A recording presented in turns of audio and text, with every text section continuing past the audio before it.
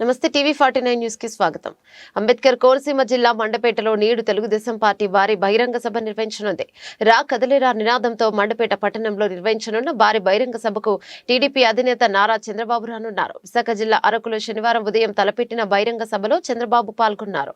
అక్కడి నుంచి ఆకాశం మార్గాన ఆయన 1:30 సమయంలో మండపేట చేరుకోనున్నారు. బైపాస్ రోడ్డులో టీడీపీ కౌన్సిలర్ చుండ్రు సుబ్బారావు చౌదరి లేఅవుట్ ప్రాంతంలో హెలిప్యాడ్ ఏర్పాటు చేశారు. అక్కడ ల్యాండ్ అయిన అనంతరం ఎమ్మెల్యే వేగుల జోగేశ్వరరావు తన అనుచరుడు గణంతో ఘన స్వాగతం పలుకనున్నారు.